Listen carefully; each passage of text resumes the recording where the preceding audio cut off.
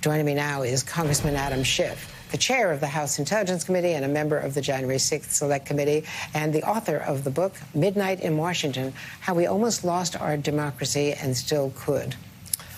Well, an apt title for the eve of January 6th. Congressman, welcome.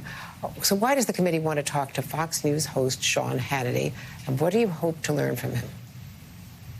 Well, we have scores of text messages from Hannity to Meadows and others close to the president, and we want to find out, just as the text you read indicated, why was Hannity concerned prior to January 6th about what was going to happen in the next 48 hours? What conversations did he have? What led him to believe that White House counsel might resign, if that's the import of that text message? He was a close confidant of the president, a political advisor and campaigner for the president. And so he has a lot to tell us as a fact witness. And we'd like to hear what he has to say. We think the American people should have the advantage of those insights as well. Now, obviously, he is not a traditional journalist to be sharing a podium at rallies with the former president when he was president and when he was candidate, and clearly an advisor.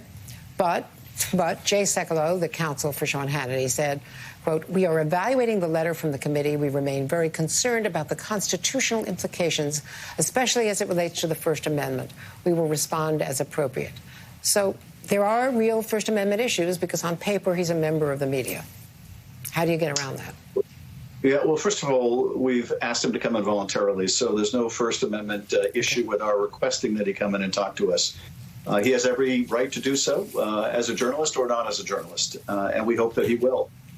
We have no interest in his political commentary, in his show, in his work as a journalist, if that's how we're going to describe him. But we do have deep interest in conversations, texts, etc., that are outside of any role related to Fox News and that go to efforts to overturn the election. We have a constitutional responsibility to make sure that these kind of violent attacks on our democracy never happen again. And he obviously has inside information on what the president was thinking, what people around him were thinking, and more importantly, what they were doing or not doing in preparation for January 6th and while that violence was going on. Now, former Trump press secretary Stephanie Grisham, who might be a cooperative witness because she resigned on January 6th in obvious protest over what had taken place. She's telling NBC News that she will be meeting tonight with the January 6th Select Committee. What does the committee hope to learn from her? Well, we hope to learn from anyone that was working in the administration or close to the president if they have knowledge of what the expectations were for January 6th, of what the different lines of effort were in terms of overturning the election. And given her proximity to the president, given her involvement in the White House, I think there's a lot that she could potentially tell us. And we hope to learn as much as she can share with us about those efforts to overturn the election, but also what the president did and didn't do in the run-up to and on that terrible day. Let's talk about the former Vice President, Mike Pence. Some of the pictures that are most gripping from January 6th, of course, are him being escorted from the second floor where he was being secluded and guarded by the Secret Service and barely escaping an approaching mob, if not for, the police officer Goodman's quick thinking. He might have something else might have happened, and we saw the gallows outside with his name on it and all of the hang Mike Pence chants. So Chairman Thompson said on CNN yesterday the committee wants to speak directly to the former vice president. Is he going to be invited? Obviously, I presume you're not going to subpoena him because on legal grounds it would be difficult to compel a former vice president to testify. I don't want to get ahead of the committee in terms of whether he'll receive a letter formally inviting him to testify, but we do want him to come in. I share the chairman's belief that he is a potentially critical witness. There were, I think, undoubtedly conversations with the vice president, perhaps from the president himself, reportedly, going to efforts to get him to ignore his constitutional duty, to arrogate to himself the right to reject electors for no reason from particular states just to help Trump overturn the election. It's hard to imagine a witness with more key or central information than the vice president.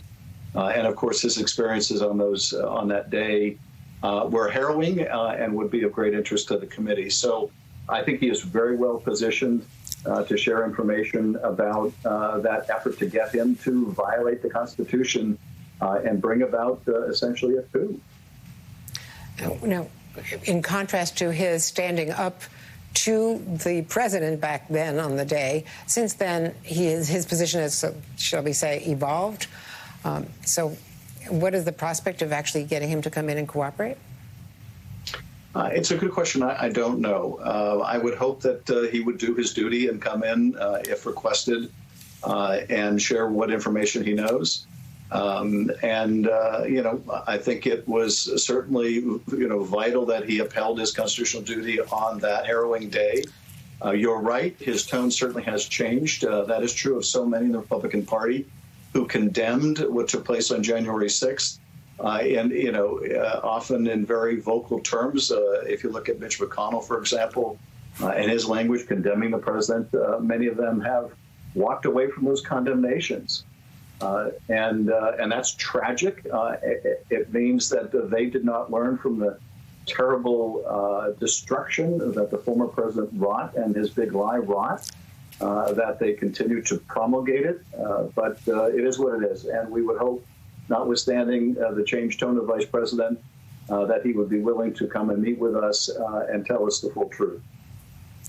President Trump has now canceled his news conference scheduled for tomorrow, a competing news conference to the commemorations in the Capitol itself. Do you have any reaction? Well, I'm glad that he has canceled that. It would have, I think, only added insult to the injury committed on that day for him to be out there once again promulgating the big lie that led to that violence on that solemn anniversary. So I'm sure that's not the reason why he canceled it. Perhaps he was concerned he wouldn't get the coverage that he wanted. But for whatever reason, I'm glad that we won't have that kind of disgusting display on January 6th. And our colleague Kate Snow spoke exclusively to Jenna Ryan, who is that Texas realtor who took a private plane to the protest and is now imprisoned because of her role in it. She compared herself to a victim of the Holocaust, suggesting that what is happening to her and others who participated is similar to what happened in Nazi Germany. Andrea, as revolting as that is, it just shows you how far down this crazy rabbit hole people have gone, that they could even make such a comparison.